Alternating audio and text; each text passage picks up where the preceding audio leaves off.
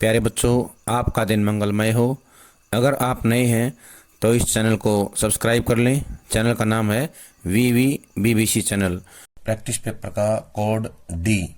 प्रश्न नंबर 1 है अपठित गद्यांश। गद्यांश के बारे में देखें।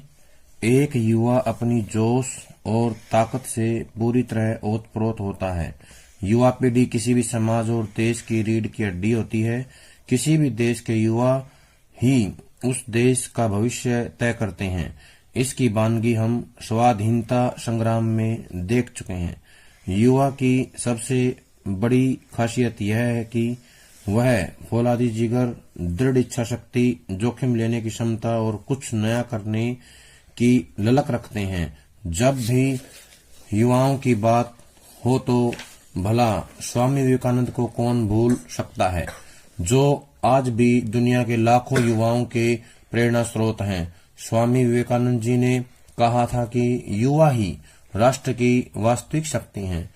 युवाओं को अवसर दिए बिना कोई भी देश प्रगति नहीं कर सकता। आज भारत को हम सबसे युवा देश कह सकते हैं।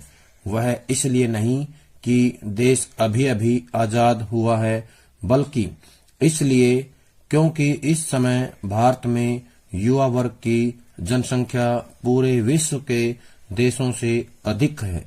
युवा की विशेषता यही है कि उसके काम में तेजी, फुर्ती और एक नया जोश है। उसमें ऊर्जा की भरमार है। पर हाँ, यह नहीं कि युवाओं से बड़े, जिन्हें हम बुजुर्ग कह सकते हैं, उनकी जरूरत नहीं है। ऐसा कहना उचित नहीं है। बुजुर्ग भी देश के विकास के लिए उतने ही जरूरी हैं जितने युवा। इन दोनों के तालमेल से बड़े कार्य को जल्द से जल्द और एक बेहतर तरीके से कर सकते हैं। बड़े बुजुर्ग अपने अनुभव और युवा अपनी ऊर्जा का उपयोग कर देश को नई उपलब्धि दिला सकते हैं। पर देश का दुर्भाग्य ही समझो कि युवा और बुजुर्गों के तालमेल में कमी आ रही है। हमारी संस्कृति जिसमें इन युवाओं को अपने बुजुर्गों से सीखना चाहिए, वे उनसे दूर होते जा रहे हैं।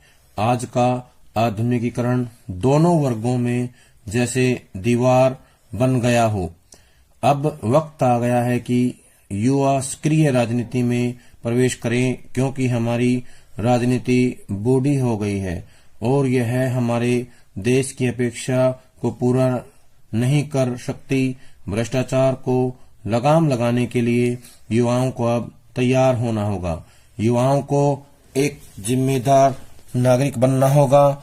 पढ़े लिखे ज्यादातर युवा राजनीति से दूरी बनाए रखते हैं, लेकिन कमल तोड़ना है तो कीचड़ में उतरना ही होगा। ठीक उसी प्रकार राजनीति में आए बिना राजनीति को शुद्ध करना संभव नहीं है। अतः मैं चाहता हूं कि युवा राजनीति में प्रवेश करें, तभी देश के संसाधनों का सही इस्तेमाल होगा और तब जाकर कहीं शोषित वंचित वर्ग को उनका हक मिल सकता है। तो ये था गद्यांश। इसके प्रश्न है। प्रश्न नंबर 1, युवा पीढ़ी को किसी भी देश की रीढ़ की हड्डी क्यों कहा गया है? ऑप्शन है क, उसे दृढ़ता प्रदान करने की शक्ति के कारण, ख, उसका भविष्य निर्माता होने के कारण, ग, उसकी स्वतंत्रता की रक्षा करने के कारण, घ, जोश और ताकत से ओतप्रोत होने के कारण। तो इसका सही उत्तर आएगा ख, उसका भविष्य निर्माता होने के कारण। अगला प्रश्न है, देश के विकास के लिए युवाओं और बुजुर्गों के बीच तालमेल क्यों जरूरी है? क, युवाओं को जोश और बुजुर्गों का संयम देश को नई उपलब्धि दिलवा सकता है। ख, युवाओं की ऊर्जा और बुजुर्गों का अनुभव देश को नई उपलब्धि दिलवा सकता है। युवाओं की गति और बुजुर्गों का प्रबंधन देश को नई उपलब्धि दिलवा सकता है। घ, युवाओं की फुर्ती और बुजुर्गों का धैर्य देश को नई उपलब्धि दिलवा सकता है। तो इसका उत्तर आएगा ख, युवाओं की ऊर्जा और बुजुर्गों का अनुभव देश को नई उपलब्धि दिलवा सकता है। प्रश्न नंबर 3 है, युवाओं और बुजुर्गों के बीच बढ़ती खाई का कारण है। क तकनीकी विकास, ख व्यस्त जीवन शैली, ग पाश्चात्य संस्कृति, घ आधुनिकीकरण। तो इसका उत्तर आएगा घ आधुनिकीकरण। अगला प्रश्न है, एक स्वस्थ समाज की संरचना के लिए आवश्यक है।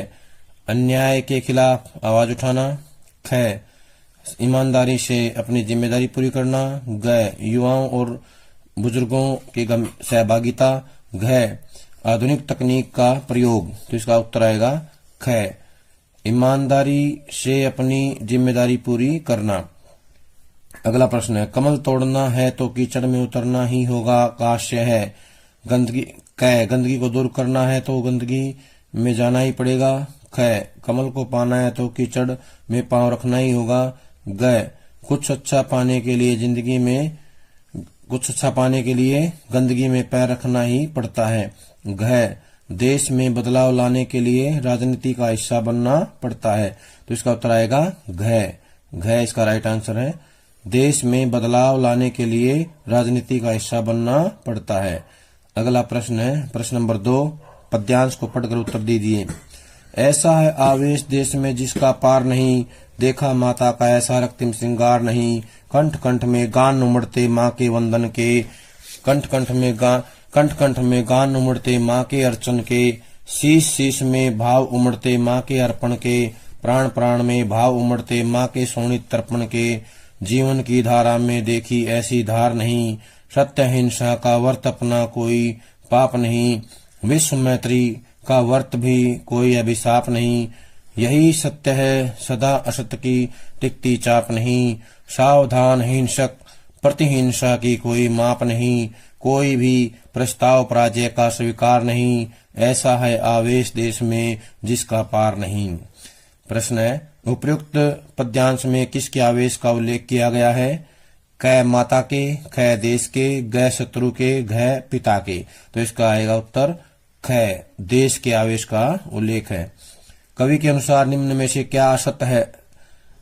क स्थायी, ख वर्त, ग अभिशाप, घ अस्थायी। तो इसका आएगा क उत्तर है, इसका उत्तर है क स्थायी। पद्यांश में निम्न में से रक्तिम का अर्थ डैश है। क वीर सपूतों का रक्त बलिदान करना, ख शत्रु का खून बहाना, ग रक्त बहाना, घ उपरोक्त में से कोई नहीं। तो इसका उत्तर आएगा क वीर सपूतों का रक्त बलिदान करना। कवि के अनुसार उपरोक्त पद्यांश में क्या पाप नहीं है। युद्ध में छल कपट, ख हिंसक बनना, घ सत्य व अहिंसा का वर्त, घ सत्य और अहिंसा का वर्त। तो इसका उत्तर आएगा घ सत्य और अहिंसा का वर्त। उपयुक्त पद्यांश में माता किसकी प्रतीक है। क देवी की, ख सत्य और अहिंसा की, ग राष्ट्र की, घ विश्व मैत्री की। तो इसका उत्तर आएगा घ राष्ट्र की जो है प्रतीक है, यानी कि देश की प्रतीक है। अगला काव्यांश है, सुख दुख मुस्काना नीरज से रहना, वीरों की माता हूँ वीरों की बहना। मैं वीर नारी हूँ साहस की बेटी, मातृभूमि रक्षा को वीर सजा देती। आकुल अंतर की पीर राष्ट्र हेतु सहना, वीरों की माता हूँ वीरों की बहना। मातृभूमि जन्मभूमि राष्ट्रभूमि मेरी, कोटि कोटि वीर पूत दवार दवार देरी। जीवन भर मुस्काए भारत का अंगना, वीरों की माता हूँ वीरों की बहना। प्रश्न है, मानव को सुख दुख में मुस्कुराते हुए डैश से रहना चाहिए। क है धीरज, ख वीर, ग शीर, घ नीर। तो इसका उत्तर आएगा क धीरज। आकुल अंतर की पीड़ा किसके लिए सहनी चाहिए। क समाज के लिए, ख जाति के लिए, ग राष्ट्र के लिए, घ धर्म के लिए। तो इसका उत्तर आएगा घ राष्ट्र के लिए जो है। कोटि कोटि वीर सपूत दवार दवार देरी, पंक्ति के कोटि कोटि में डैश अलंकार है। क उपमा, ख अनुप्रास, ग यमक, घ पुनोक्ति प्रकाश। तो इसका उत्तर आएगा घ पुनोक्ति प्रकाश। माता का पर्यायवाची शब्द डैश है। क महतारी, ख जनयित्री, ग क और ख दोनों, घ उपरोक्त में से कोई नहीं। तो इसका उत्तर आएगा गए, क और ख दोनों। कथन ए और आर को पढ़कर उचित विकल्प चुनिए। कथन ए, भारत कांगना जीवन भर मुस्कुराए। कारण आर, मातृभूमि रक्षा को मैं वीर नारी हूं और सास की बेटी। क में है कथन ए सही है किंतु कारण आर गलत है। ख, कथन ए और कारण आर दोनों गलत हैं। ग, कथन ए सही है किंतु कारण आर उसकी सही व्याख्या नहीं है। घ, कथन ए सही है और कारण आर भी सही है, तो इसका उत्तर आएगा घ। कथन ए सही है और कारण आर भी सही है। काव्य के आधार पर प्रश्नों के उत्तर। पतंग कविता में तितलियों की इतनी नाजुक दुनिया से कवि का आशय है। क, आकाश में तितलियों का उड़ना। ख, रंगीन पतंगों का कोमलमय संसार। ग, तितलियों का शरीर बहुत कोमल। घ, तितलियों के उड़ने से आकाश का कोमल बन जाना, तो इसका उत्तर आएगा ख, रंगीन पतंगों का कोमलमय संसार, ये इसका उत्तर है।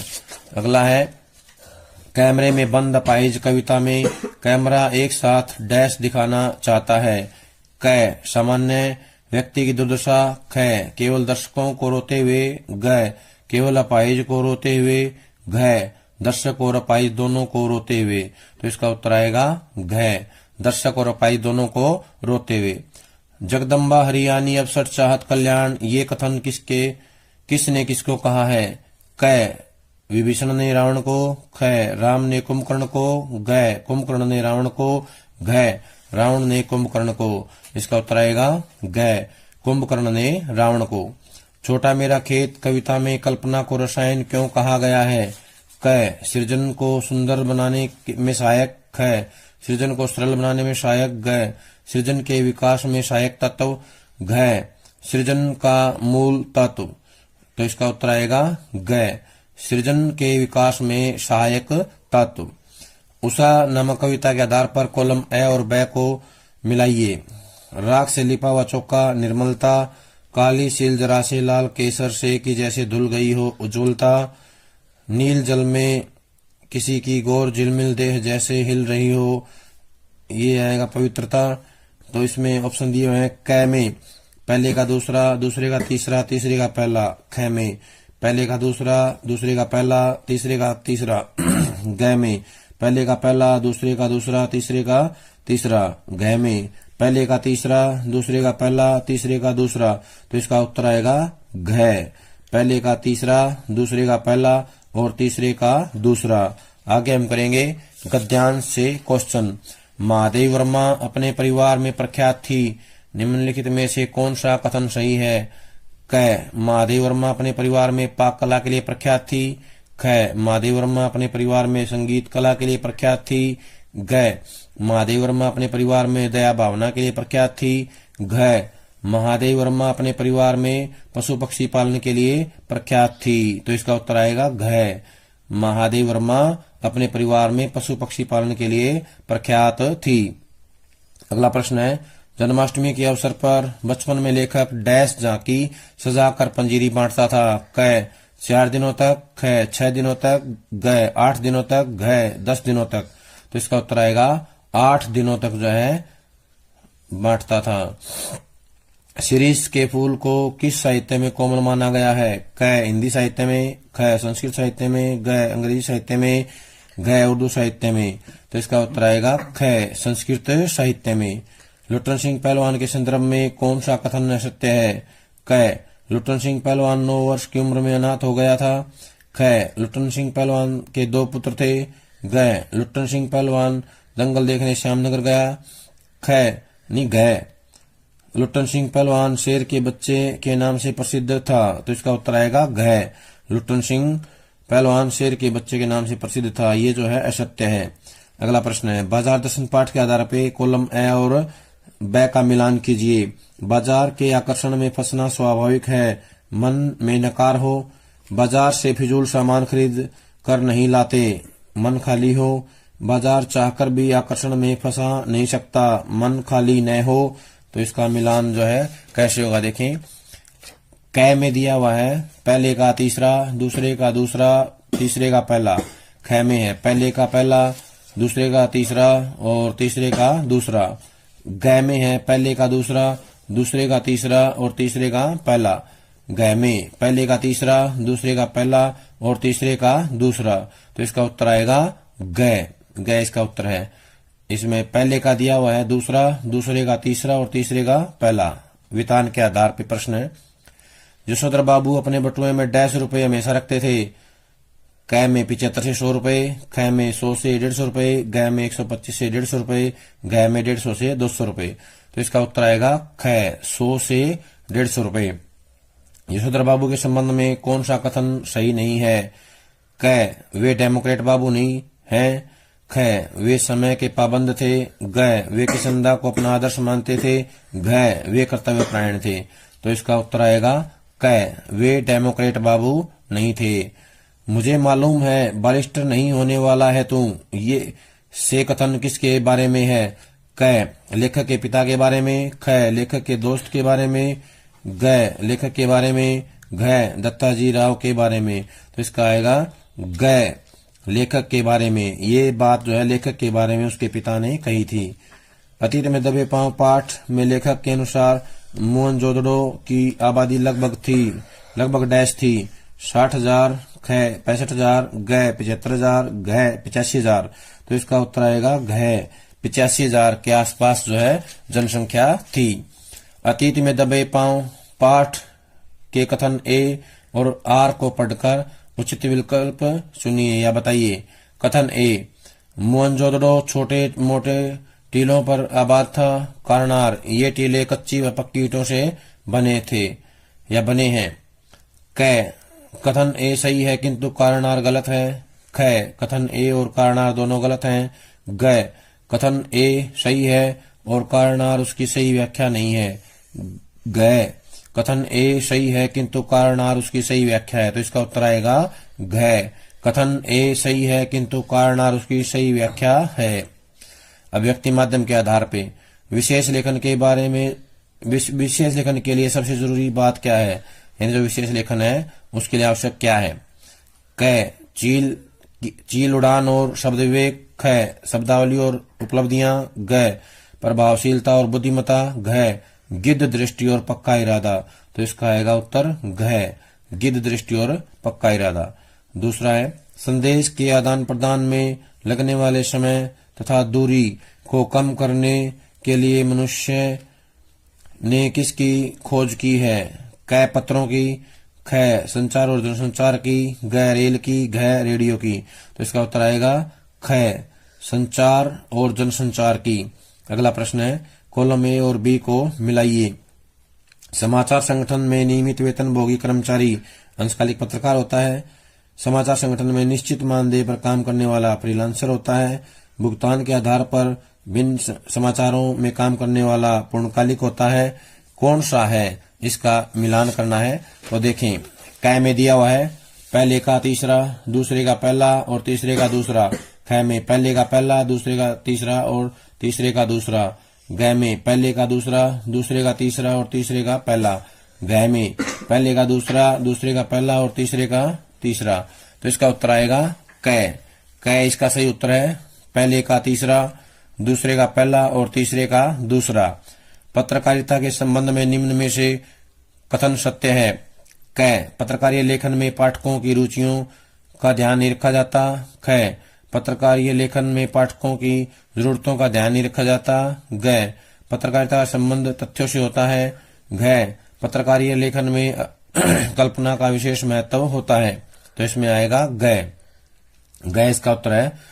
पत्रकारिता का संबंध तथ्यों से होता है।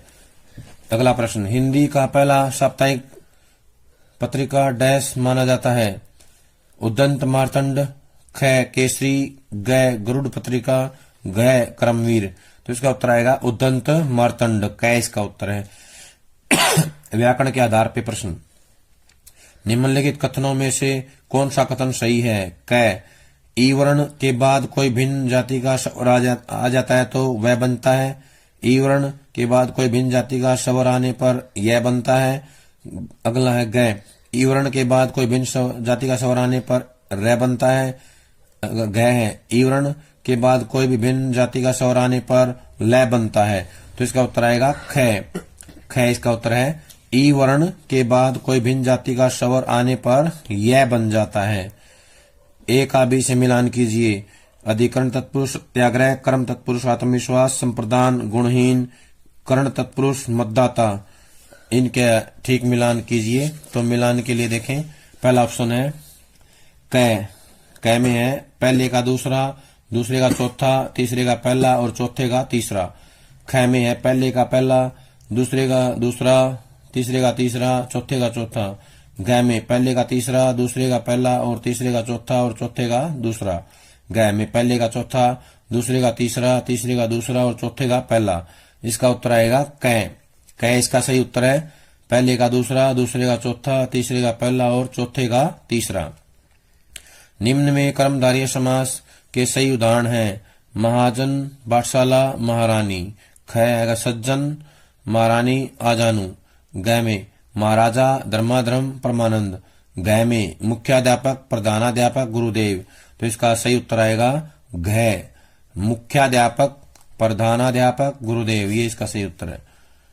उसकी अकल चक्कर खा गई है, इस वाक्य में दोष है, क्या दोष है?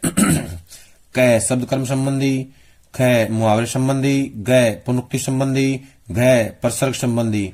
तो इसका उत्तर आएगा ख, मुहावरे संबंधी दोष इसमें है। निम्नलिखित में शुद्ध वाक्य छांटिए। क वह एक विद्वान महिला थी। ख वह एक महिला विद्वान थी। ग वह एक विदुषी महिला थी। घ वह विदुषी महिला थी, एक विदुषी महिला थी वह। तो इसका उत्तर आएगा ग, वह एक विदुषी महिला थी। नैतिक शिक्षा के आधार पे प्रश्न है, सूक्ति सौरभ पाठ के आधार पर विवेक रहित मानव का पतन कितने प्रकार से होता है? क सैकड़ों, ख हजारों, ग लाखों, घ करोड़ों। तो इसका आएगा सैकड़ों। इसका उत्तर है सैकड़ों प्रकार से। जैन दर्शनानुसार जगत कितने प्रकार के पदार्थों में विभाजित है? क 2, ख 3, ग 4, घ 5। तो इसका उत्तर आएगा ये उत्तर आएगा क 2। जैन दर्शन के अनुसार 2 प्रकार के पदार्थों से विभाजित है, 2 प्रकार आएंगे। अगला है, सिद्धार्थ का पालन पोषण करने वाली माता का नाम डैश है? क कौशल्या, ख गौतमी, ग उर्वशी, घ मेनका। तो इसका उत्तर आएगा ख गौतमी। सिद्धार्थ का पालन पोषण जो है गौतमी ने किया था, इसलिए गौतम बुद्ध कहते हैं इनको। बुद्ध के संदर्भ में निम्न में से कौन सा कथन सत्य नहीं है? क बुद्ध को विवाह के 13 साल बाद पुत्र की प्राप्ति हुई। ख 80 साल या 80 वर्ष की अवस्था में बुद्ध का निर्वाण हुआ। ग बुद्ध के पुत्र का नाम विराट था। घ यशोधरा बुद्ध की पत्नी थी। तो इसका उत्तर आएगा ग, बुद्ध के पुत्र का नाम विराट था। ए और बी का मिलान कीजिए। पाठ का नाम है शाश्वत नैतिक मूल्य। सत्यम बुर्यात प्रियम प्रव से है। अहिंसा, सत्यास्ते, ब्रह्मचर्या, परिग्रह, यमः संस्कृत से है। अहिंसा परमो धर्म है, पतंजलि सूत्र है। सत्यस्य वचनम श्रेय है, सत्यादपि हितम वदेत मनुस्मृति से है। ऑप्शन दिए गए हैं, पहले का दूसरा, दूसरे का चौथा, तीसरे का दूसरा, चौथे का तीसरा। ख में पहले का पहला, दूसरे का दूसरा, तीसरे का तीसरा, चौथे का चौथा। ग में पहले का तीसरा, दूसरे का पहला, तीसरे का चौथा, चौथे का दूसरा। ग में पहले का चौथा, दूसरे का तीसरा, तीसरे का दूसरा और चौथे का पहला। तो इसका उत्तर आएगा घ, पहले का चौथा, दूसरे का तीसरा, तीसरे का दूसरा और चौथे का पहला। प्यारे बच्चों, ये था हमारा प्रैक्टिस पेपर का डी कोड, इसको याद कर लें। सभी का बहुत बहुत धन्यवाद।